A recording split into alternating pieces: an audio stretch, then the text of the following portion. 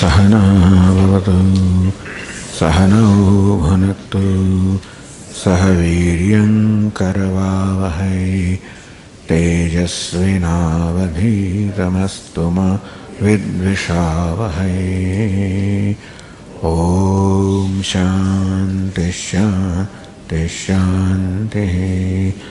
Om Purnamadah Purnamidam Purnat Purnamudachyate Purnasya Purnamadaya Purnamevavashishyate. Om Shanti Shanti Shanti.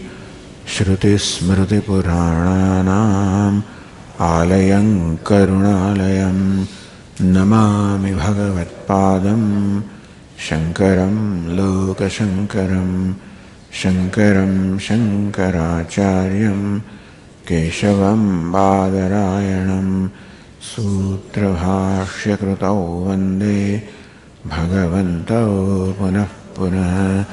Ishwaro Gururatmeri Murti Bheda Vibhagine Vyomavad Vyapta Dehaya Dakshinamurtaye Namaha. Gukarastvandhakaro ve Rukarastanivartakaha Andhakara nirodhitvat Gururityabhiriyate. Sadashiva Samarambham Shankaracharya Madhyamam Asmadacharya Paryantam Vande Guru Paramparam.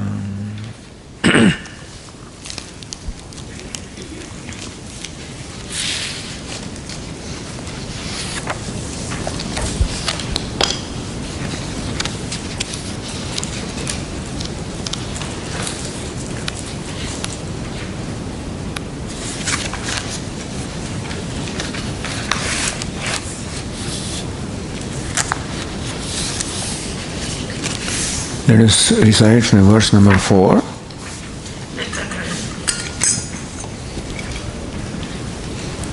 Page 7. Kaya Vagmana Karyamuttamam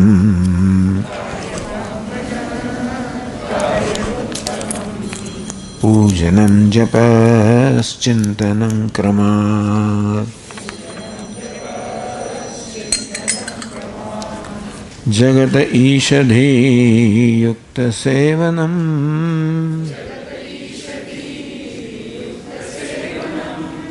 Ashtamurti Bhra Deva Pujanam.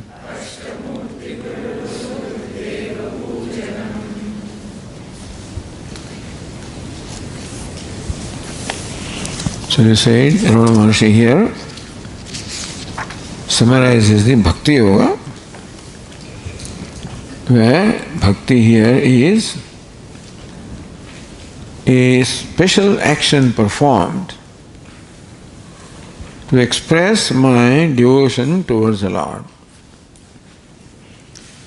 Meaning that it is part of karma. In fact, Bhakti Yoga is not different from karma. It also involves karma only. Karma performed at the level of body, speech and the mind. So in that sense, Bhakti Yoga or performing the actions of worship at the level of body, speech or mind cannot be strictly called different from Karma Yoga because they are all karma. Worshipping at the level of body or speech also are karma. You can call them Vishesha karma, special kinds of actions. To invoke the devotee in me. We say that what is Karma Yoga? Ishwararpitam Nechayakritam. When an action is performed as an offering to Ishvara, not performed to gratify the ego. We have two altars before us. One is the altar of ego, which is what we normally satisfy. Second is the altar of the nature of Ishvara. Ishwara is all inclusive. Ego is excluding everything other than myself.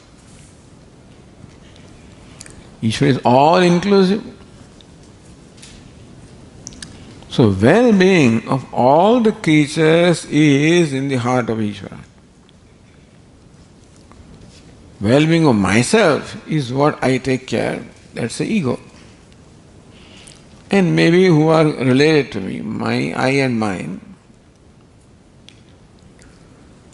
But Lord Krishna says, Pitahamascha Jagataha Mata Dhata Pitamaha. I'm the father of the universe. I'm the mother. I'm the grandfather.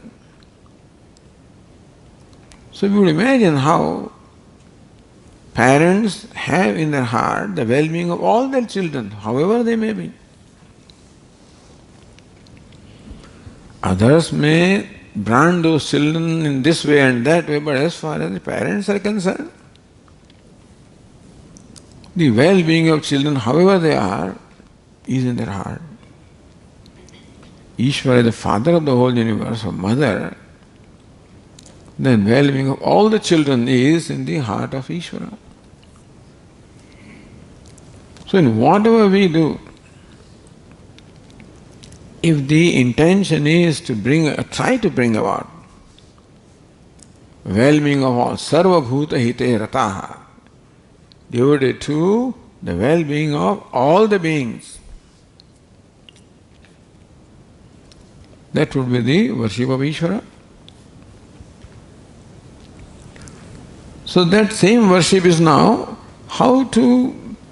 it is worship of Ishvara can be done by a bhakta. When I invoke a bhakta in me, that is when my act will become act of worship. Depends on who I invoke from myself. Normally I invoke the ego from myself. But when I invoke a bhakta, that is ego who becomes bhakta. Still ego is performing worship. But this is sattvic ego, where sattva is predominant. So we want to first convert ourselves from the tamasic person that I am, a rajasic person that I am, to the sattvic person that I want to be. So perform sattvic actions. What makes an action sattvic? The attitude. The attitude of offering, the attitude of worship is what makes our action sattvic. So any action can become the act of worship of Lord. But then in the day-to-day life, when we are functioning in the world, interacting with other human beings, more often than our buttons are pushed. Other people push our buttons. So in spite of my best intention, my raga dvesha are pushed. And therefore, many of my actions then become reactions rather than actions. Even for a wife to worship, they say pati is Parameshwara, to worship. Not easy. And vice versa. If he was Parameshwara with no demand, it's easy to, but then here is a person who has all kinds of demands, ragadveshas, likes and dislikes, not easy to please. Ultimately, to achieve that, the whole universe is Ishvara. But before we can do that, it is a good idea to perform special acts of worship where the devotee in me can be invoked. That's what happens when I perform puja. I chant the stotras or hymns, recite his name, meditate upon. In these acts, I am only relating to Ishvara, there is nobody else. Ishvara does not push my button. Because here is one place or altar where I am accepted as I am. See, whether you take Lord Krishna, any Devata you take, they are always smiling and welcoming us. Not someday, we don't worship the death, and we worship only the happiness. All Devatas are very smiling and happy. You feel accepted, loved. And everybody is acceptable to Lord Krishna or Shiva or Ishwara. I know that even in spite of all my shortcomings and blemishes even, there's one place where I am accepted as I am. That is Ishwara, Bhagavan. When I am accepted as I am, then I am very comfortable. I don't need to put up a show. With you I put up a show so that I become acceptable to you. Because you will accept me only when I satisfy your condition that I present myself in a certain way, then only you will consider me acceptable. But Bhagavan has no condition. There is an unconditional acceptance. Therefore, I can be what I am in front of Ishwara in my altar, before the altar. So no, I don't have to put up any show there. I can express myself as I am with all my shortcomings, limitations, whatever I am. That is invoking the bhakta from me, devotee from me. Because that acceptance by Ishwara, His grace, invokes in me an entity which is now not afraid of being judged or being rejected. I can be my natural self. And that is when a devotee can be invoked from me. So these special acts of worship,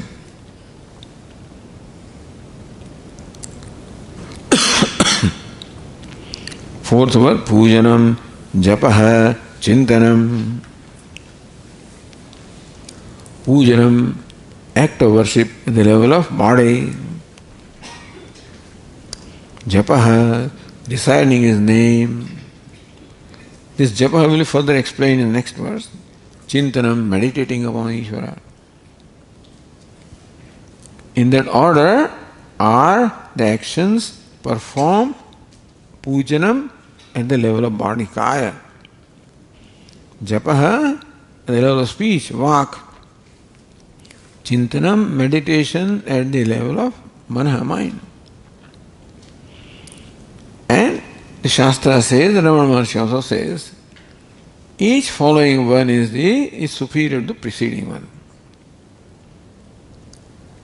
Because meditation requires a great concentration. My mind has very little scope for distraction. Whereas japa, when I am reciting the stotra, there is a lot of scope that the mind has to think about. Vishnu Sahasranama, Shiva Mahimna Stotra, Rudram. So, the 300 names of Rudra. So, all of them, mind can think of various things and still be with Rudra. So, where the glories of the Lord are sung, His glories are described, in that, the worship at the level of speech, which consists of this reciting the hymns, etc., there is a greater scope that the mind has than just meditation where the mind cannot swerve. Therefore, it is easier. In pujanam, worshipping the level of body is even further scope because so many steps are involved.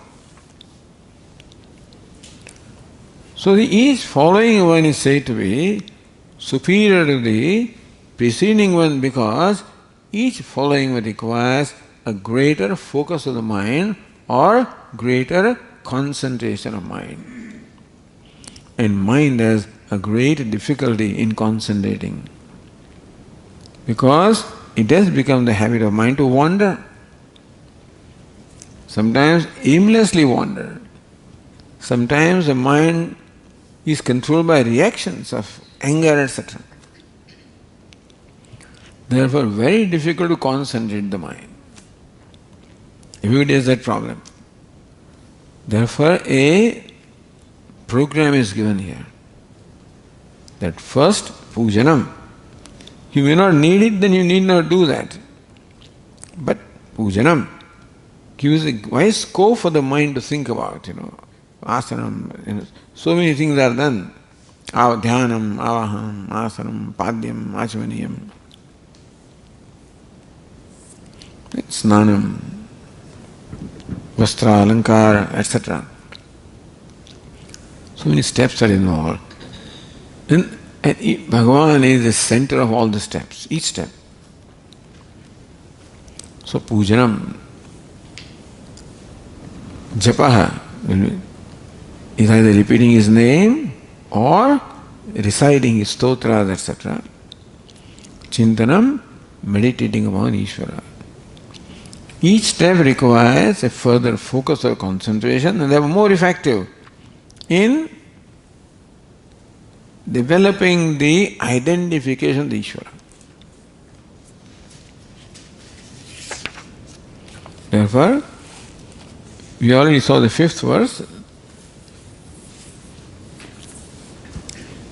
Jagad Ishadi Yukta Sevanam Ashtamurti Deva Pujanam. Here Ramana Maharshi all of a sudden describes Pujanam in a very exalted way, esoteric way. Worshipping the whole universe as manifestation of Ishvara with 8 forms. Because Upanishad says, what is this Ishvara? Sarvam khalvidam brahma, what is Ishvara? Ishavasam idam sarvam. It is true that as we said in the morning, Ishvara is manifest as the universe of names and forms. And he pervades everything. So worshipping Ishvara is common, most common denominator, and pervading all the names and forms. Worshipping Ishvara as manifested universe is the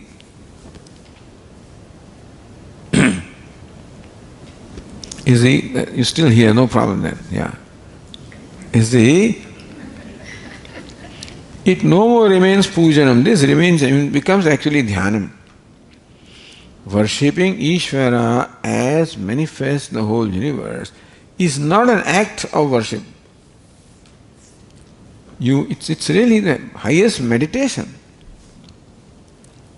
So even though pujanam was described as an act of worship carried out at the level of body, Ramana Maharshi describes pujanam as worshipping. How do you worship? Only mentally.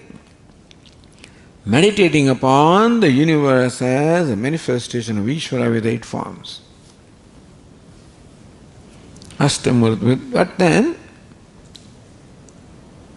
before that, pujanam, everybody is essentially familiar that we worship our Ishta Devata, a chosen deity. Usually, we have inherited that in our family traditions. But Bhagavan Adi Shankaracharya ji initiated a form of worship called Panchayatana Puja. In India, in those days, 5 deities or devatas were primarily worshipped in different regions of India. Lord Shiva, Lord Vishnu, Devi, Ganapati, and Surya or Kartikeya. So sometimes Panchayatana Puja or Shadayatana Puja also. So Panchayatana, 5 devatas you worship on one altar. There is one Devata placed in the center, which is your Ishta Devata. Well, so either can be Lord Shiva, can be Lord Vishnu, can be Goddess, Devi, can be Ganapati, can be Kartikeya. The other four Devatas are placed in the corners. So those corner Devatas, Anga, they are offered minor pujas. When the sentence called Angi, Pradhana Devata offered the major puja. Why was it done?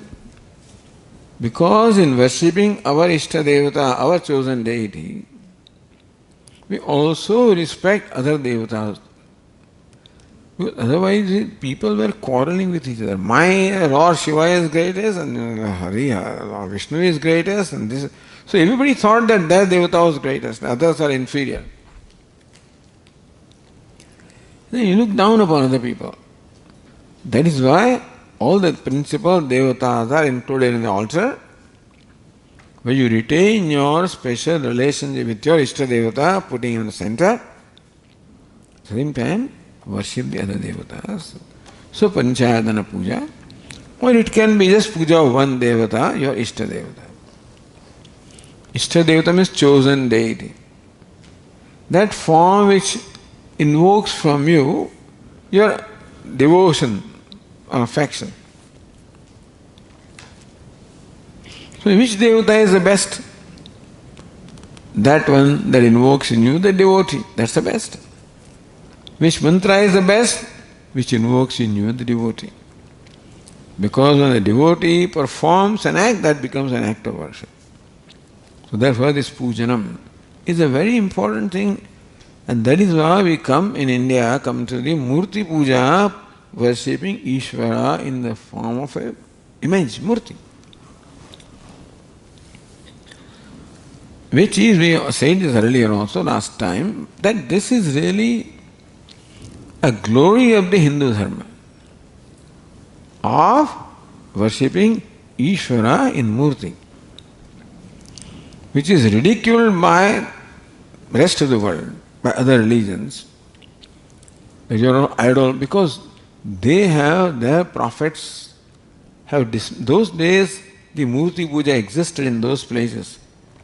These prophets dismissed them and destroyed them all, and said that you should not worship Bhagavan in Murti. For them, the Bhagavan is only transcendental, formless.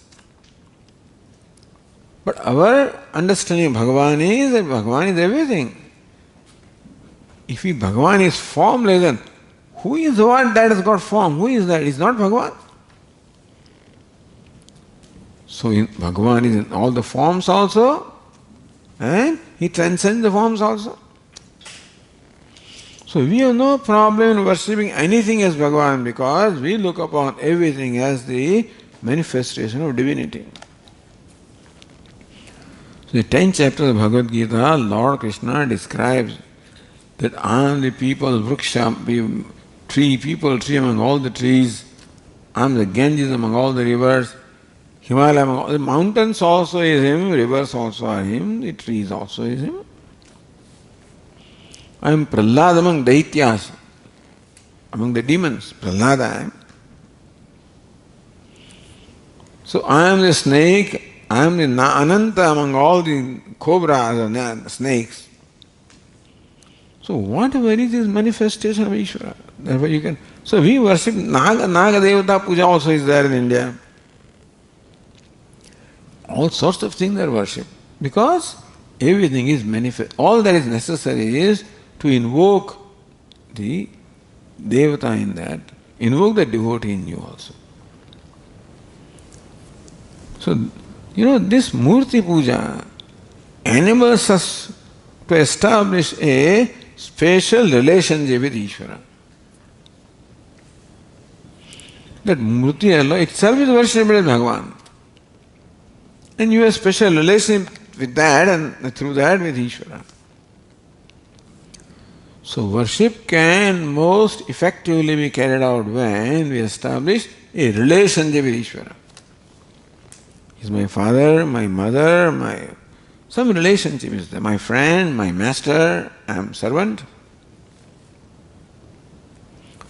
Once relationship is there, then the bhava automatically comes.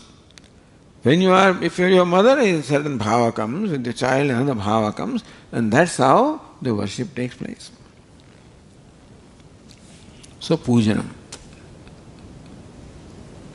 Now, next verse describes the japaha, the oral worship. Verse number 6. Uttamastavāduccamandatah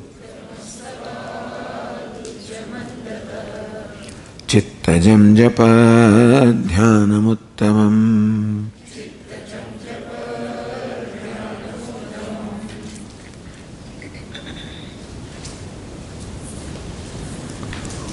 Uttamastavat.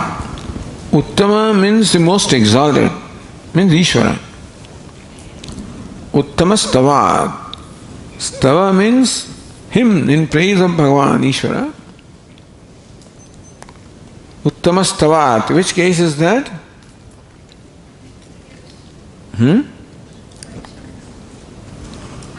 50, right. Uttamastavat. What did it say? Compared to the Uttamastavat. Uchcha mandataha chittam japadhyanam uttamam. That japa is uttamam.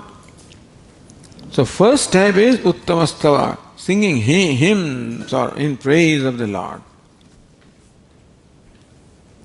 And in Sanskrit there are many, in every language also there are many.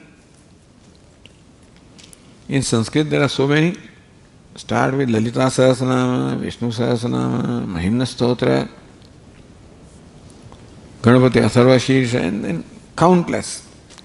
Depending upon who your Ishta Devata is. You can recite loudly so that everybody can hear. You're not reciting for others to hear, but you recite loudly. Because reciting loudly is easier to focus the mind.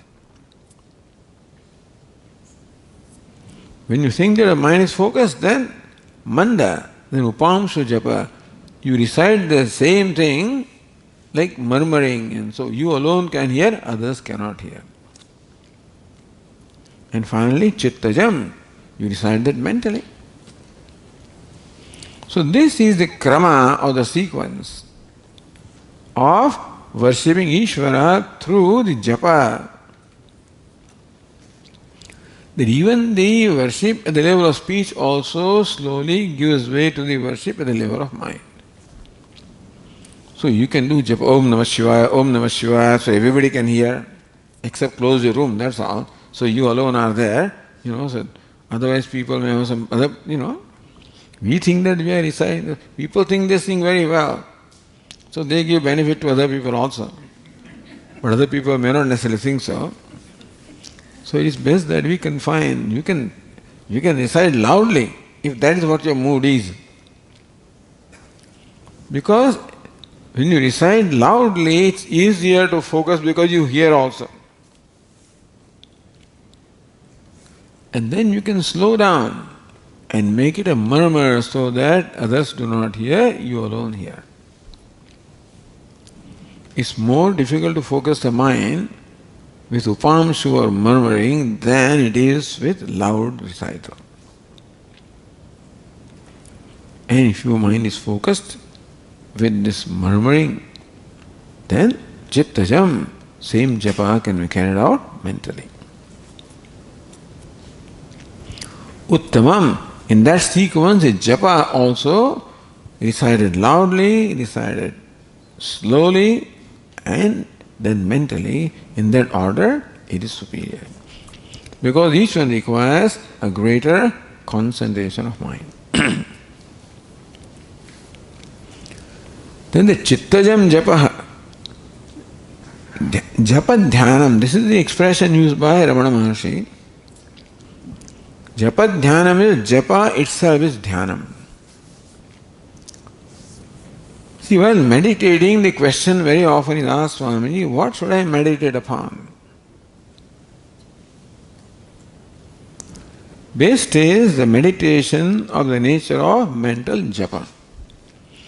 Meditation means upasana, which means that mental worship.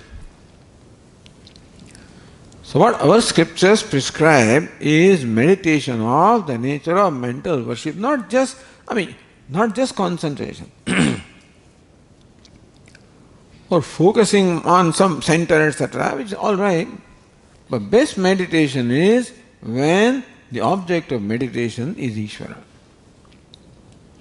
How do you meditate? By reciting his name. Even when you recite his stotra, him also you meditate upon him. Or Om Namah Shivaya, Om Namah Shivaya, Om or Ram, Ram, Ram. Govinda, Govinda, Govinda.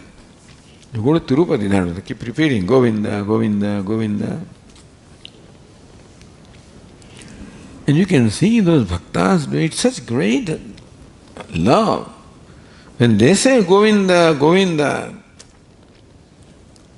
or then you go to Maharashtra and then Vitthala, Vitthala, Vitthala. You can feel the devotion with which this is uttered. Which means that these names have the capacity to convert you into a devotee. In the beginning, Vitthala, Vitthala may not mean anything much. Or Rama, Rama also. But if it's done for a length of time, then that name has an effect on us. It is Bhagavan comes through the name, and that has an effect upon us, that slowly our mind becomes pure and our devotion is invoked. To such an extent that ultimately the mind is totally focused upon, so then all thoughts are only of that nature. That's called dhyanam. Dhyanam is meditation. How is meditation defined? Saguna Brahma Vishayaka Sajatiya Vritti Pravaha. Pravaha flow. Vritti Pravaha flow of thoughts. Sajatiya of the same kind. One thought, second thought is of same kind, third thought same kind, fourth is the same kind. Rama, Rama, Rama, Rama, Rama, Rama. Govinda, Govinda, Govinda. Om Namah Shivaya, Om Namah Shivaya, Om Namah Shivaya. Same thought repeats called Sajatiya, same jati. When there is a flow, Sajatiya Vritti Pravaha. Pravaha, the flow of the thoughts of the same jati, same kind. That's called meditation. Also called Upasana, also called mental worship, when those thoughts pertaining to Ishwara, Saguna Brahma, Ishwara with attributes. So Shiva represents Saguna Brahma, Vishnu represents that, Govinda, Rama, Krishna, all of them represent Ishwara with some attributes. So this is the Japa Dhyanam. Dhyanam of the nature of Japa or mental Japa, mental repetition. How should that Dhyanam ultimately progress? What is the most exalted Dhyanam? So 7th verse tells us that.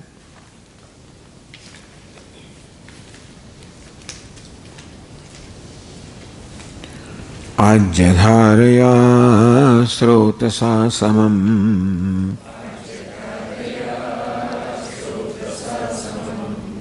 sarala chintanam vidalatah param.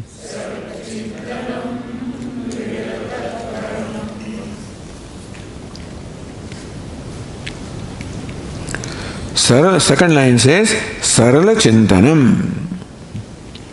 Sarala, unbroken chintanam, unbroken flow of thoughts. Meaning that your meditation is of that nature that the thought was unbroken. Om Namah Shivaya, that same thought flow continues without any break.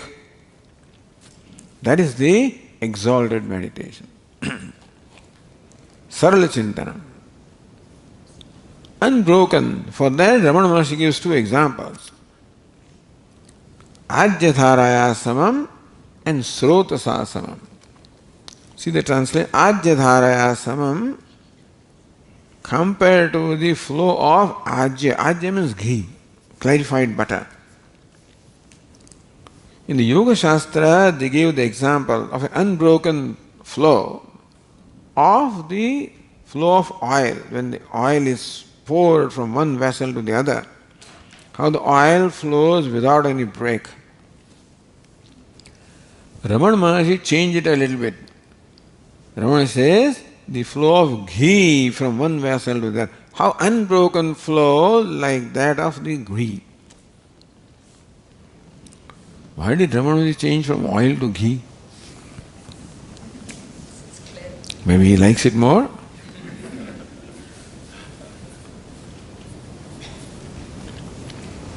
But ghee is something that is offered to devatas.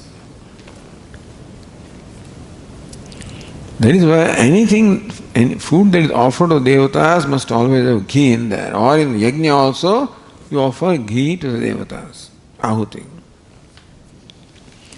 Our Puji Swamiji's Guruji, Swami Taranandji, he is quite advanced in age. And so doctors decided that Swamiji should not eat any cholesterol, and so ghee etc. should not be given to him. He had a different idea. He came from Haryana, which is where I remember that he would pour ghee in the dal also, in some, even it's cooked in ghee, but in dal also he'll pour ghee. That's how he grew up.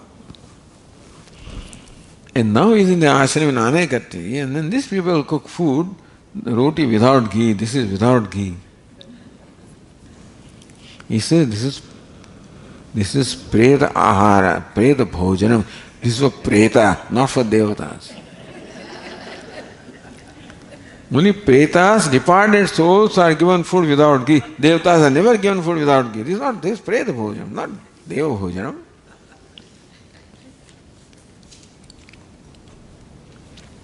So devatas love ghee. Anyway, so ghee represents the devata or represents the sneha. Sneha means something that is sticky, which joins the two things, which has viscosity, stickiness, it joins. So therefore, there should be something that joins our mind with Ishwara. That's called bhakti rasa. So ajya or ghee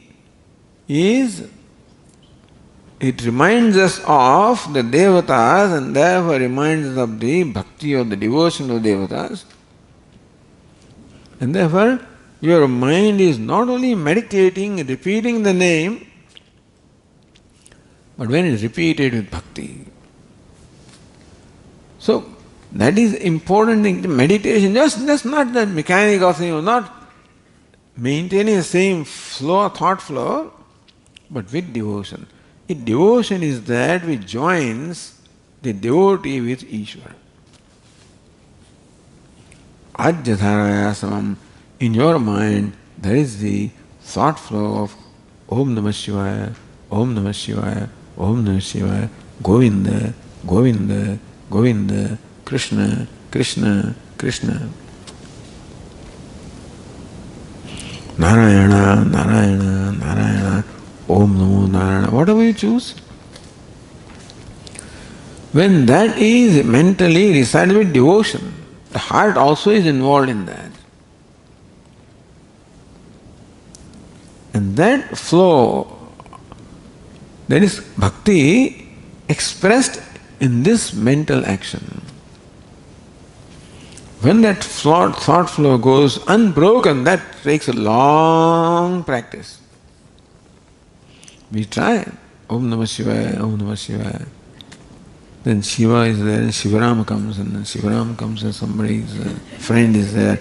That fellow is in Canada, and Canada is my mother-in-law is there, and that's how the mind keeps on wandering.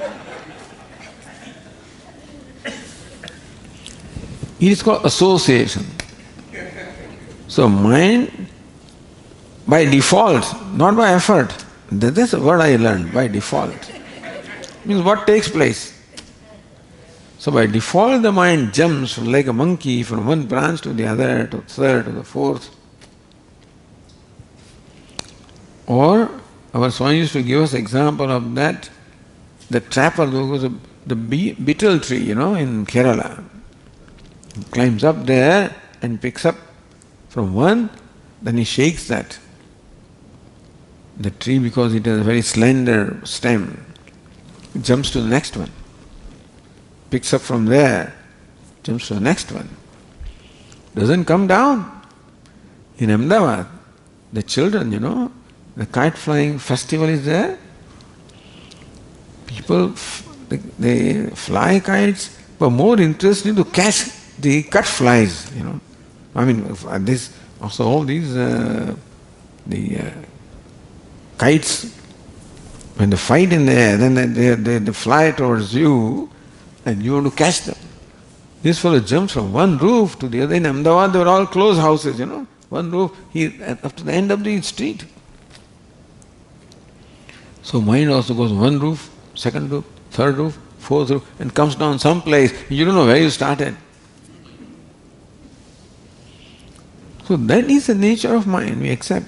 That is why it is desirable that mind is given an occupation of repeating. That story is well known to everybody. Here is this Brahmana who wanted to invoke and please one jinn or a ghost so that he could get various powers. And that fellow got pleased and said, "What can I do for you? I'll do whatever you want me to do." He was very happy. One condition is that I should not be idle, you should keep me busy. Sure, I will keep you busy. I want a house. House is ready. Oh, he thought it took 6 months for him to build a house. Is it ready? The compound wall, ready? The garden, ready? Flowers, ready? Trees, ready? Furniture. Whatever that fellow was, what next? What next? What next? If you keep me idle, then I'll kill you, so keep me busy.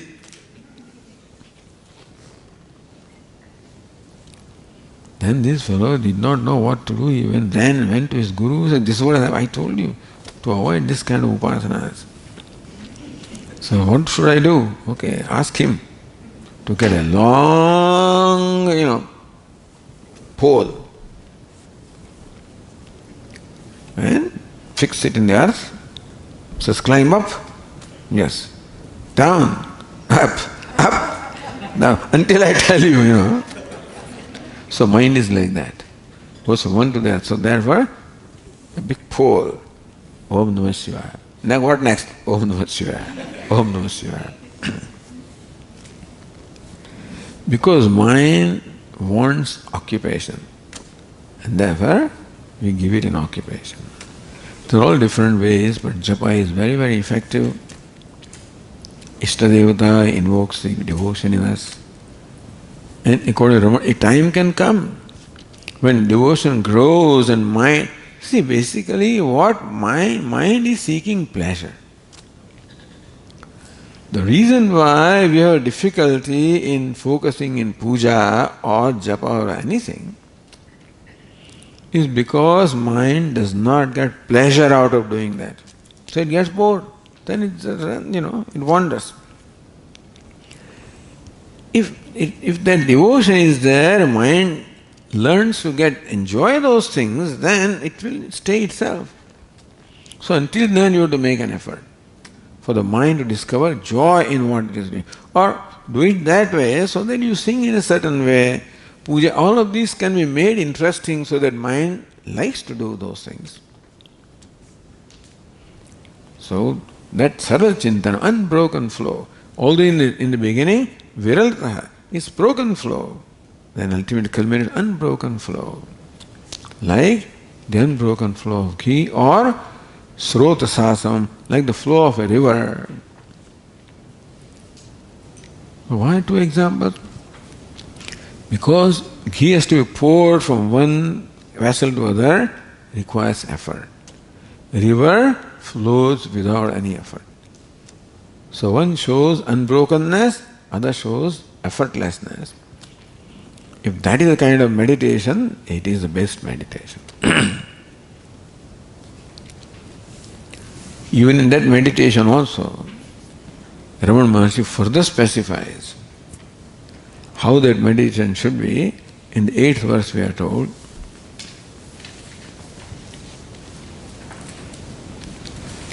Bheda bhavanat sohamityasau bhavana bheda pavani mata.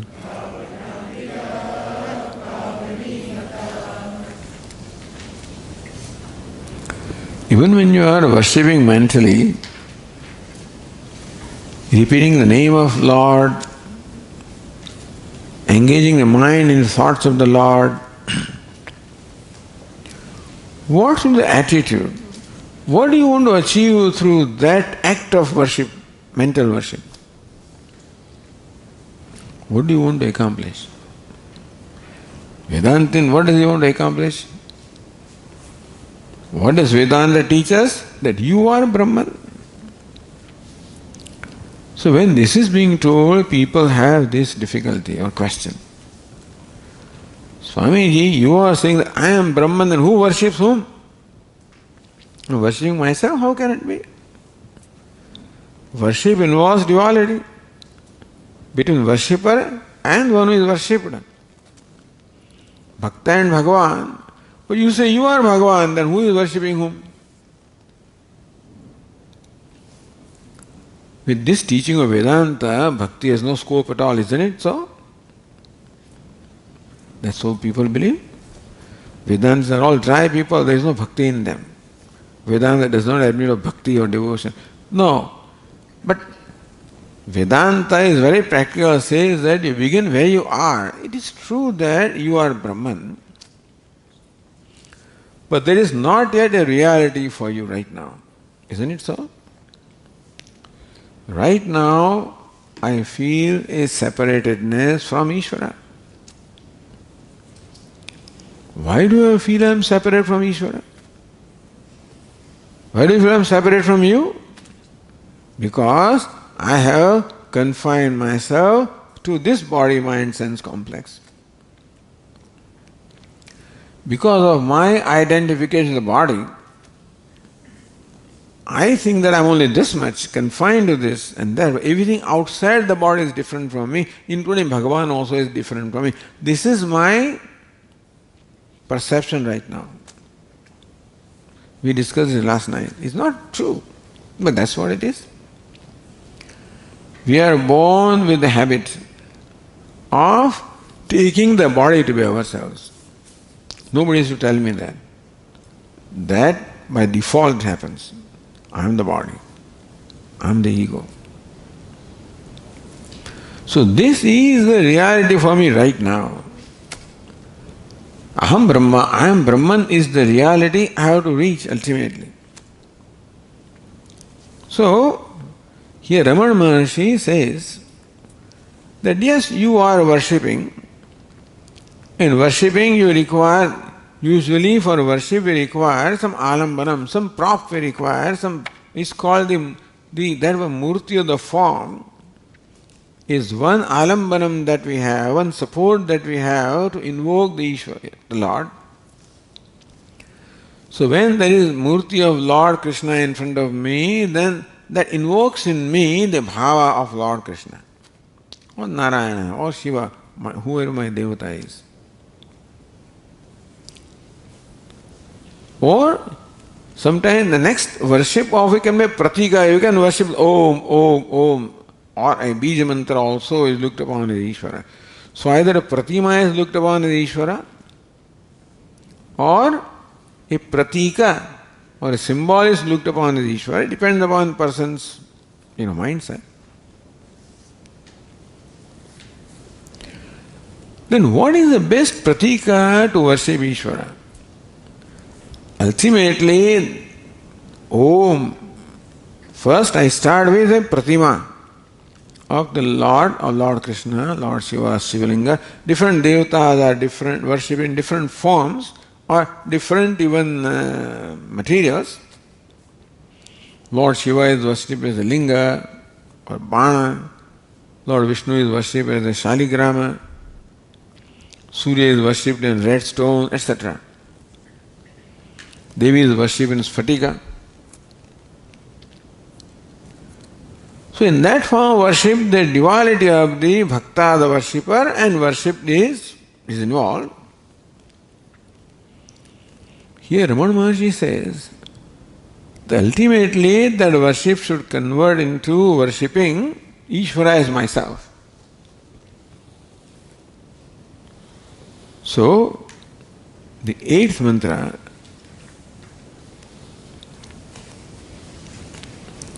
Bheda Bhavanat Sohamityasau Bhavana Bheda Pavani Mata.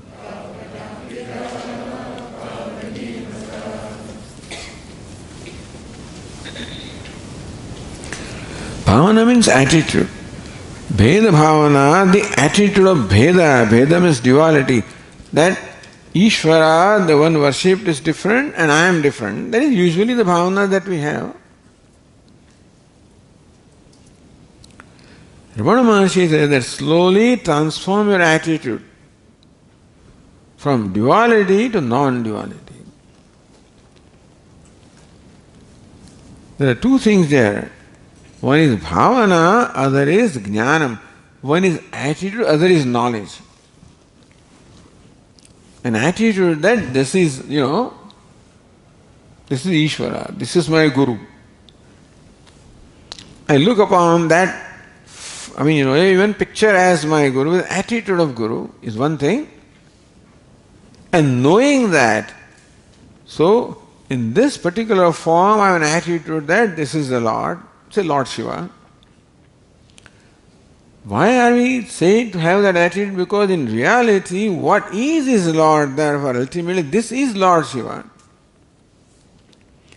But right now that is not my knowledge. When I see the world, it does not invoke in me that this is Ishwara. Therefore, attitude. That what is Ishwara? Attitude is one thing, knowledge is another thing. Understand this. We are told that Jagat Ishadi, that Jagat is the manifest of Ishvara, the attitude that Jagat is Ishvara, you worship that way. Or that this Murti is Bhagavan, worship that way. Slowly a time will come when you will see Bhagavan there. In the beginning, we begin with the bhavana, the spirit that this is Bhagavan.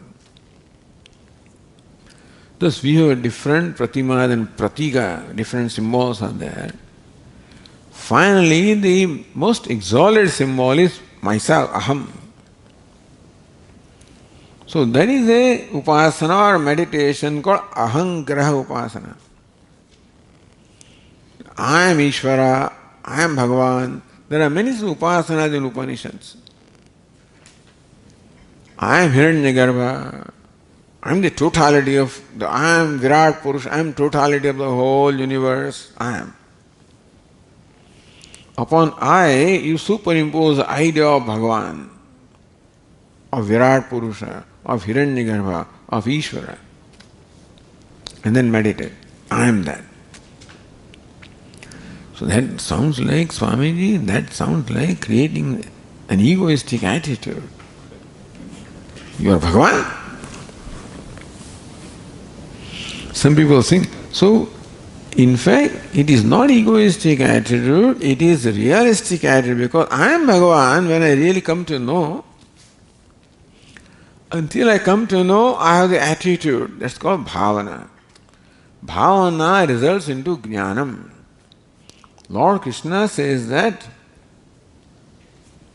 look upon the Jagat as manifest of Ishvara, worship them. Worship Ishvara through a karma. Or I am performing seva to my parents, they are Ishvara, that's how I perform the seva. The attitude that they are Ishvara. That this Daridra Narayan, one who is suffering, is Ishvara. this poor person is Ishvara. There are many people who are serving like that. Have attitude of Ishvara. Ishvara in the form of this hungry person. Ishvara in the form of this suffering person. Ishvara in the form of whatever that person is, and that attitude I serve. I don't see that, but this is my attitude. You follow the difference? Well, because in reality that one is Ishvara, therefore someday the attitude will get transformed in knowledge that I will see that is Ishvara. So ultimate goal is to see myself in everything as Ishvara. Then I start with attitude, I am Ishvara. First I start with attitude, this is Ishvara, that is Ishvara. And finally, I am Ishvara. He is not ahankara, it is reality. Because it is reality, that attitude will convert into knowledge someday. So, Bheda Bhavanat, here Ramana Maharshi says that rather than worshipping Ishvara as different from me, and I am different from Ishvara, Soham, Saha means he, I mean I, Soham, that Ishvara I am, Narayana I am, Shiva I am, Krishna I am, Rama I am, Govinda I am. You are not Govinda Swamiji, can you create the world? No, I am not right now, but this is the bhavana, that myself is Govinda. My Govinda is manifest as my own self. Upon the I or Ahankara, I superimpose the idea of my Ishtadevata and worship. Sohamiti asau abhida bhavana. This bhavana, the attitude of non-duality, is pavani mata, is considered to be purifying. So most exalted bhakti, this is Vedantin's prescription. Other acharyas will not accept this. You know, the Dvaita acharyas or Vishishta Dvaita acharyas also will not accept this. Their concept of the Ishvara is different from me. But then Advaita Vedantin says that Ishvara is not different from me, I am not different from Ishvara. So I start with the attitude that there is non-duality. I don't see it, but I start with the attitude. And worship that way, meditate that way. Ultimately, all ideas of duality will be removed and total purification will take place in the mind. Abhida bhavana, pavani mata. This bhavana of non-duality is considered to be the most purifying. Mata, this is what the Upanishad says, because many upasanas are given in the Upanishads, ahankara upasanas are given, and therefore Ramana Maharshi is not saying something new. He is saying that of various upasanas, this is the most exalted upasana. Okay, we'll take a break here, and we covered this text up to this verse in the last retreat.